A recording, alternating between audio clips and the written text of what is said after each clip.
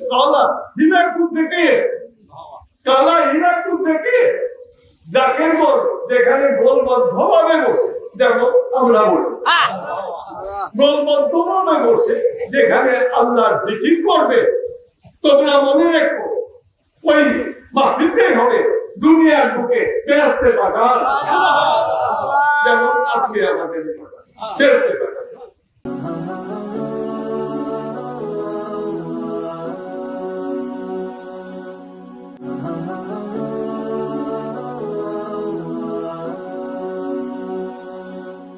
এটা কিন্তু ওই রকম ধর্মসভা, তথাকথিত ধর্মসভা না, ওরা জিকিরের মাহফিল, আল্লাহর ওলিদের তরিকতপন্থীদের মাহফিল আর ওহাবীপন্থীদের মাহফিল, এই দুইটা কি এক নয়, কখনো এক নয়। ওহাবীপন্থীদের যে জিকির, যেমন আব্দুল্লাহ ইবনে উবাইয়ের জিকির, আব্দুল্লাহ ইবনে উবাই কে ছিল জানেন? সে ছিল মুনাফিক সর্দার। এই মুনাফিক সর্দার নবীজির হাতে হাত মুবারকে হাত রেখে বায়াত করল। দয়াল নবীজির কণ্ঠ মুবারকের সঙ্গে কণ্ঠ মিলিয়ে কালেমা তয়্যিবা পাঠ করে মুসলমান হয়ে গেল। এখন এইরকম একটা লোক যে নবীজির কণ্ঠ মুবারকের সঙ্গে কণ্ঠ মিলিয়ে সে মুসলমান হয়েছে, তার ইমানের উপরে সন্দেহ করা যাবে না, বাহ্যিক ভাবে যাবে না। যদি নবীজি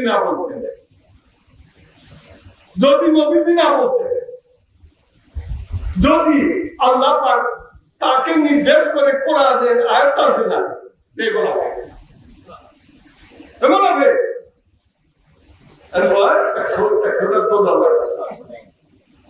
এই দৌড়া ওই খুব অল্প অল্প অস্তে করে বাড়ি দিবে না, এক একটা বাড়িতে যেন পিঠের উপরে পিঠে বা পাশাতে বাড়িতে দেওয়া হবে 1 ইঞ্চি পরিমাণ যেন তুলে ওঠে, মাপও আছে।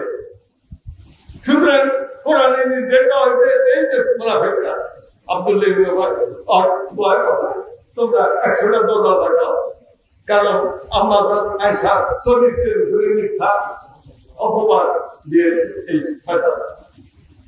কোরআনের তাকে এখনো এই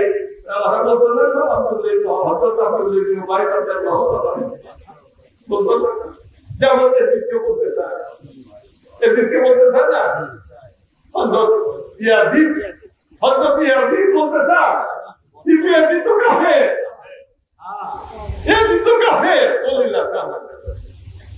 দেখো এই যে সমস্যা সংকট, আমরা যারা তাসাউফপন্থীরা বসলাম আমাদের জিকিরের মাহফিল ওহাবীরা বলতে আমাদের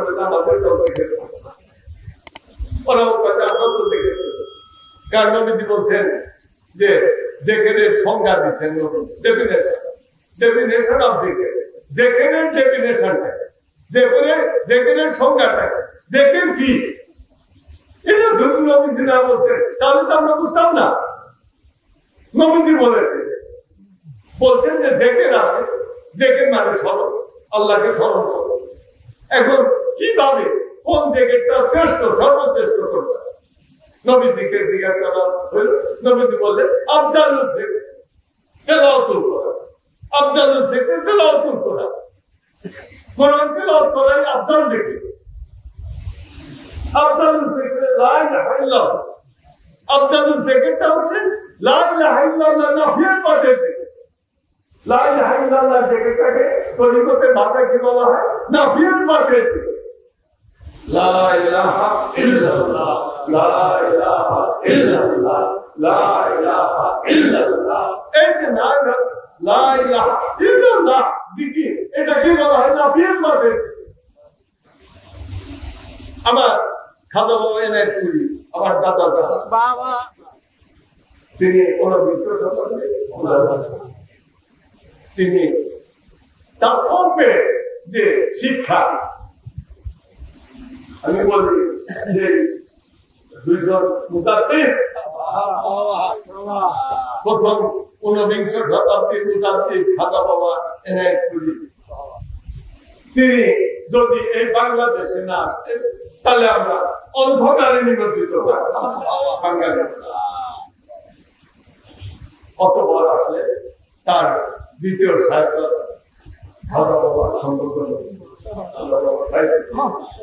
তিনি 20 শতাব্দীর মহান মুজাদ্দিদ, তিনি শিক্ষা দিয়েছেন, জেকেরের শিক্ষা দিয়েছেন।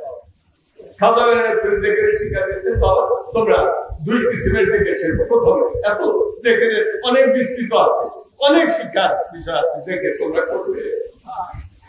জেকের একবারে মনে করো না যে আল্লাহ করতেছে এটাই হয়ে গেছে, এটুকু নয়, আরো জানার বিষয় আছে। জেকেরের ভিতরে একটা অধ্যায় আছে কালবের শিক্ষা, লতিফা বাবা। আমাদের মানব দেহ কয়টা লতিফা? 6টা আর 4টা, মোট কয়টা? 10। এই 10 লতিফা। প্রথম বলা হয় 6টা কি? কালব, রূপ, সের, খফি, আকফা, নফস। আর 4টা আপ, আতর, খাক, বাক। আপ, আতর, খাক, বাক মানে আপ মানে পানি, আতর আগুন, খাক মাটি, আর বাক তার বায়ু। তাহলে এই 4টা মোট কয়টা? 10টা। এই লতিফাগুলো যখন তুমি তোমাকে সবকটা পাবে, তখন খাজা বাবা সম্পর্কে বাবা জানের কাছ থেকে আমি শুনতাম, এই যে লতিফার সবক, প্রথমে লতিফার কথা বলা হয়, লতিফার কাল এর ভিতরে যখনই লতিফার যে কোনো লতিফার সবক তাদেরকে ওই লতিফার 6টা অধ্যায় আছে। লতিফার শিক্ষা, প্রত্যেক লতিফার শিক্ষার ভিতরে যে 6টা ওই কিতাব, লতিফাকে একটা কিতাব মনে করে, একটা বই। লতিফার কাল, এই কালের শিক্ষার জন্য একটা বই মনে করে তোমাকে দেওয়া হবে, তোমার ওই বই তোমার পড়ে ওইভাবে তোমার এই লতিফার কাল তার প্রথম ওই কালের 6টা অধ্যায় আছে। তার প্রথম অধ্যায় জিকির, জেকের। এই যে জেকের, জাকের জেকের, জাকেরা জেকের কথা। এখন লতিফার কালবে ওই জেকের খাজা বলছেন জেকের। এখন জেকের করবা কি করে? একজন যদি বলা হয় তুমি নামাজ পড়ো, এখন জানি না কি করে নামাজ পড়তে, জানি না, তাহলে সে নামাজ পড়বে কি করে? তাকে বলা হচ্ছে নামাজ, নামাজ বেহেশতের চাবি। এখন তো আমার যদি নামাজ না পড়তে হলে বেহেশতের দরজা খোলা ধরতে পারবো না, তাহলে কি আমার তো নামাজ পড়তেই হবে। বেহেশতের চাবি নামাজ, নামাজ পড়ো, কার নামাজ পড়ো জানা না, তাহলে আমি কি করতে নামাজটা শিখতে হবে। তাকে জেকের সমস্ত কিছুর মূল তোমার কালবের ভিতরে শান্তি দেবে। কোরআন আল্লাহ পাক বলছেন আলা বিযিকরিল্লাহি তাতমাইন্নুল কুলুব, তোমাদের স্বল্প সময়ের ভিতরে দিবে শান্তি। দেখে এখন এই শান্তি যদি তোমার না থাকে তাহলে তোমার কিছুই ভালো লাগবে না। তুমি নামাজ, কালাম, ধর্ম টর্ম এগুলো কিছুই ভালো লাগবে না যদি তোমার কালবের ভিতরে শান্তি না থাকে। অশান্তি, অশান্ত তার যে ব্যক্তি অশান্ত, তার কাছ থেকে কি করে তুমি আশা করবে যে সে সঠিকভাবে তার দায়িত্বটা পালন করবে না? কিছুতেই করতে পারবে না। এই জন্য তার প্রথম কথাটাই হচ্ছে তার কালবের ভিতরে জেকের আনতে হবে। আগে প্রথম করতে যে কালবের ভিতরে জেকের আনতে হবে, তাহলে কালবটা তার শান্ত হবে। যে অশান্তি দূর হয়ে গেল, সে শান্ত হয়ে গেল, তখন তাকে যা বলবে সে ধীর স্থির ভাবে অনুগত একজন বান্দার মতো, কর্মচারীর মতো সে তোমার ওই আদেশটা পালন করবে। আর যদি ওই ভিতরে আসল জায়গায় অশান্তি থাকে তাহলে তুমি তার কাছ থেকে কখনো সেই তার যে কর্তব্য দায়িত্ব চাকরি দেওয়া হয়েছে সে কাজগুলো আদায় করতে পারবে। এই জন্য বলা হয় যে আগে তুমি তোমার কাজ আমরা থেকে নামাজ, আমি অনেক সময় একটা উদাহরণ দিই যে তোমরা একই আগে আমাদের বাংলাদেশে একটা গ্রামের দেখা যাচ্ছে যে অনেক হিন্দু আমরা আছি, একই গ্রামের ভিতরে অনেক হিন্দু অনেক মুসলমান একসাথে বসে। এখন দেখ স্বাধীনতার পর হিন্দুরা সব ইন্ডিয়ায় চলে গেছে মেজরিটি, আর যারা আছে এখনো আছে অনেক আছে হিন্দু যারা প্রতিবেশী পাবে, সব প্রতিবেশী ছিল বাংলাদেশের একটা সুনামাস আগে থেকে যে এদের হিন্দু মুসলিম বা বিভিন্ন জাতি ধর্ম নির্বিশেষে একই সাথে বসবাস করে শান্তিপূর্ণ হবে, এরা কোনো অসাম্প্রদায়িক চেতনা অধিকারী ভালো এদের ভিতরে। এই যে হিন্দু একটা গ্রামে একজন হিন্দু গুলা 100 বছর বয়স তোমার প্রতিবেশী, ওই গ্রামে এসে ছিল মুসলমানদের সংখ্যাগরিষ্ঠ গ্রাম, মুসলমানদের মসজিদ আছে গ্রামের ভিতরে, ওই মসজিদের পাশে রাস্তা, ওই রাস্তা দিয়ে এই 80 বছরের বৃদ্ধ হিন্দু লোক সেই রাস্তার পাশ দিয়ে কতবার গেছে মসজিদের পাশ দিয়ে, মসজিদের জানলা দেখছে, তাকে দেখছে মুসলমান সারিবদ্ধভাবে কি সুন্দর করে নামাজ পড়ে। এরকম অনেক নজির আছে পৃথিবীতে, মুসলমানদের সারিবদ্ধ ভাবে এই যে সুন্দর কাতারে নামাজ পড়ে, ইবাদতের এই যে পদ্ধতি, এই পদ্ধতি দেখেও অনেক বিধর্মী ইসলাম এই সুন্দর সুরত নামাজে কাতার বলতে কত শৃঙ্খলা, এই সুরতটা দেখে অনেক বিধর্মী মুক্ত হয়ে ইসলাম যে যে ধর্মে এবার পদ্ধতি গুলো এত সুন্দর, সেই ধর্ম অবশ্যই সুন্দর, যার কাজ ভালো, যার কথা ভালো, সে লোকটা ভালো, এইভাবে অত টাকা দেখছে অনেক জায়গা থেকে সুন্দর করে ঢুকেছে টাকা। এখন বলছে 80 বছর দেখে এখন একে যদি বলে 80 বছর সে দেখছে এদিকে যাতায়াতের সময় একে বলে যে আপনি নামাজ পড়েন তো দাঁড়ান, মুসলমানদের নামাজ পড়েন, নামাজ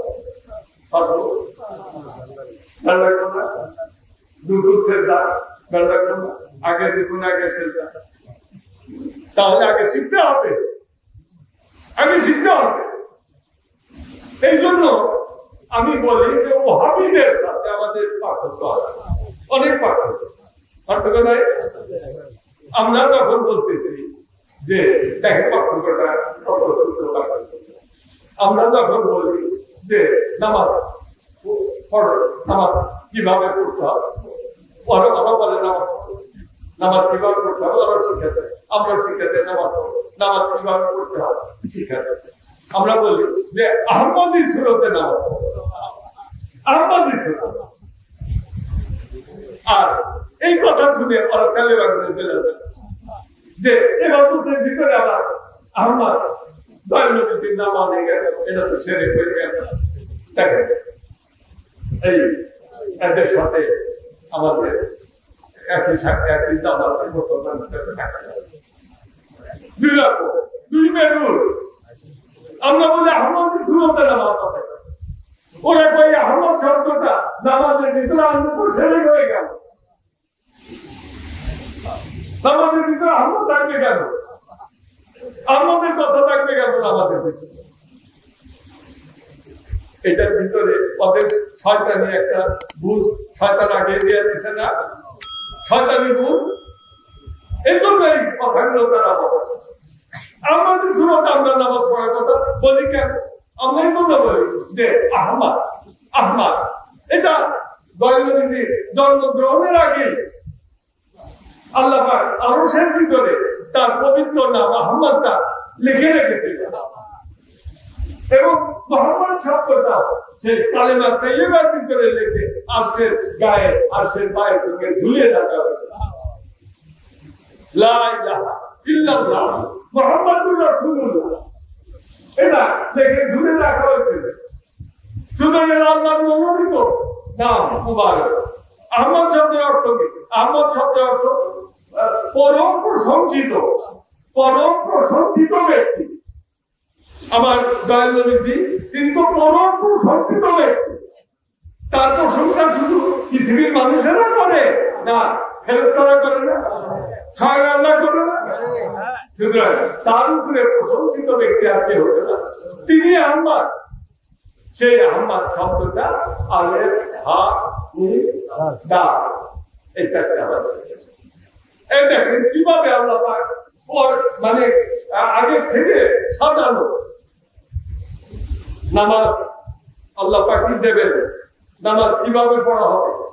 আহমদ আলেফ হা মিম দাল এই যে লিখলেন আরবি ভাষা, এটাও কোনটার পর কোন হরফের পর কোন হরফ আসবে, কোন হরফের পর কোন হরফ আসলে নামাজের যে বাহ্যিক সুরত ওর সঙ্গে মিলবে না। যদি গড়মিল হয়ে যায় তাহলে তো আহমদের সঙ্গে নামাজের আর মিল থাকলো না। এই জন্য আল্লাহ পাক সব ঠিক করবে আগে থেকে। আলেফ হা মিম দাল নামাজের যে শারীরিক দৈহিক সুরত চারটি। আপনি যদি নামাজের এই দৈহিক চার সুরত নামাজের ভিতরে না রাখেন তাহলে আপনার নামাজ হবে। এই চারটা সুরত আমাদের নামাজের ভিতরে থাকতেই হবে। তার প্রথমটা কি? কেমন কেমন কেমন মানে মিলাদের ভিতরে যে ক্যাম করা হয়, আমরা তাদের যে ক্যাম মিলাদের ভিতরে যে দাঁড়া করে নামাজের ভিতরে যে দাঁড়ানো হয় না ক্যাম। আপনি রাস্তা দিয়ে হাঁটার সময় যে দাঁড়িয়ে পথ চলতেছে দাঁড়ানো, ওটাও ক্যাম। সুতরাং নামাজের ভিতরে যে চারটা সুরতের প্রথমটা হচ্ছে ক্যাম, কেমন। তারপরেরটা কি হচ্ছে, তারপরে তারপরে হচ্ছে হা রুকুন, রুকু সুরতটা কি হা। তারপরেটা হচ্ছে সাজদা, সাজদা টু। এরপরে বলা হয় না যে উদুন বলা হয় না,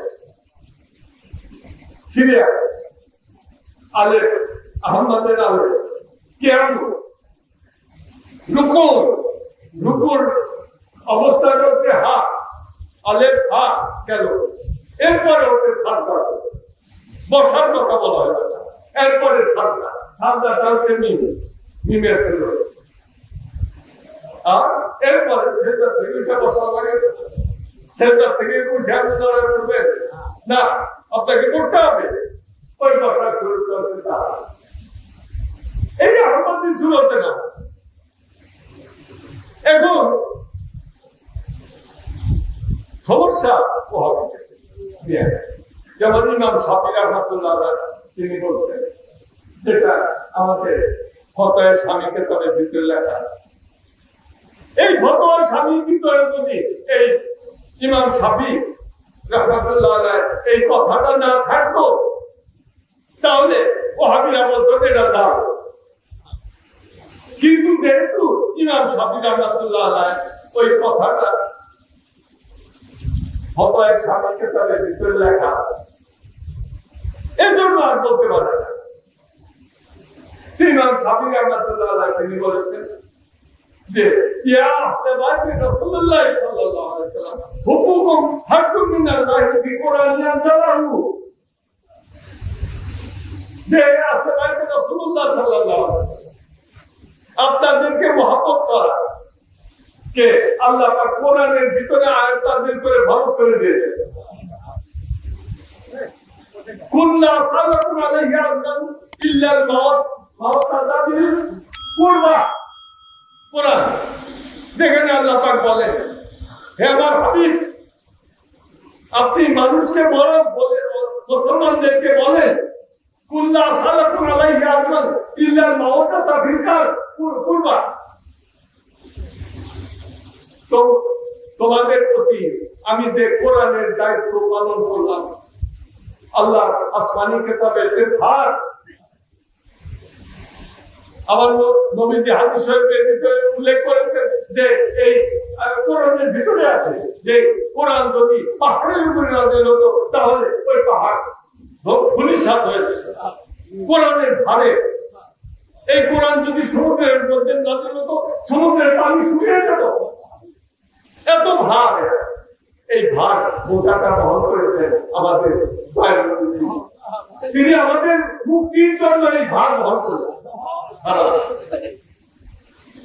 তাই কোরআন আল্লাহ পাক বলছেন, এই যে ভার তুমি বহন করবে কাদের জন্য?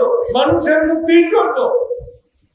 তাদেরকে বলো, তারা যদি কৃতজ্ঞ হতে চায় তাহলে তাদেরকে বলো যে তোমাদের কাছে আমার এই যে দায়িত্ব পালন করলাম, এর বিনিময় আমি তোমাদের কাছে চাই না, কোনো কিছু চাই না, সোনা দানা ব্যবসায়ী কিছু চাই না। তবে এটা চাই তোমাদের কাছে যে তোমরা আমার আসলে ভাইদেরকে ভালো। এই কথাই ইমাম শাফি বলছে,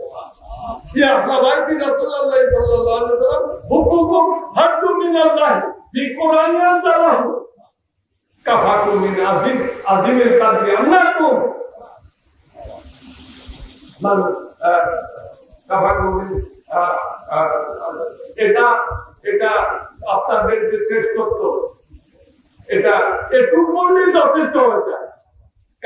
কাফাকুম মিন আজিমিল কাদরি আল্লাকুম মানলাম ইউসাল্লি আলাইকুম, মানলাম ইউসাল্লি আলাইকুম লা সালাতা লাহু। এটা একটু বললে যথেষ্ট হয়ে যায়। আপনাদের কত মর্যাদা যে নামাজের ভিতরে যদি আপনাদের উপরে কেউ না কোনো নামাজি সালাম না দেয় তাহলে তার নামাজি হবে না। আপনাদের উপরে যদি কোনো নামাজের ভিতরে সালাম না দেয় তাহলে তার নামাজি হবে না। এটাই আপনাদের মর্যাদা, এইটুকু বললেই যথেষ্ট হয়ে গেল, আর বলতে হয় না। এটা বললে কিন্তু এটা তো সত্য, চোখে আঙ্গুল দিয়ে দেখানো হয়েছে। কাফারকুম মিন আজিমিল কাদরি আলাইকুম মান লাম ইউসাল্লি আলাইকুম লা সালাতা লাহু। যে ব্যক্তি যে বা তাহারা আপনাদের উপরে নামাজের ভিতরে দরুদ না করবে, আপনাদেরকে সালাম না দেবে, তাদের নামাজই হবে না। কে বললো? কে বললেন? ইমাম শাফি। এখন নামাজের ভিতরে নবীজির মহব্বত যদি না থাকে, দয়াল নবীজিকে যদি সালাম না দেওয়া হয়, দয়াল নবীজির প্রতি যদি মহব্বত দিলের ভিতরে না থাকে, তোমার নামাজ হবে? এর জন্য তো আমাদের সঙ্গে আমাদের বিরোধ।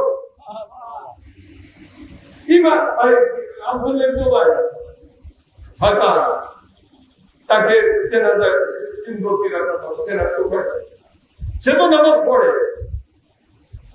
সে তো কোরআন পড়ে,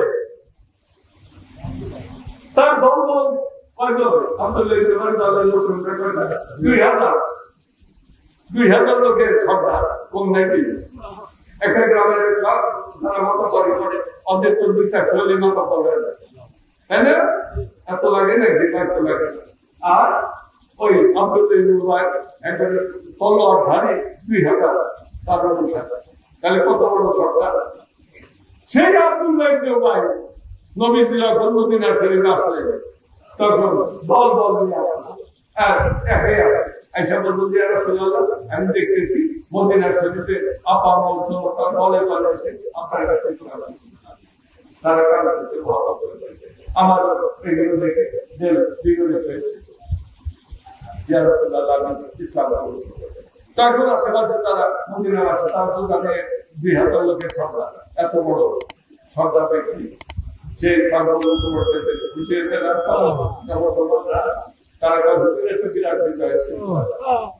নবীজি মুশকিল করে হাতে ঠিক আছে আমার 2000 লোক আছে, আমার অনুসারে 2000 সকলকে দিয়ে আমি করবো।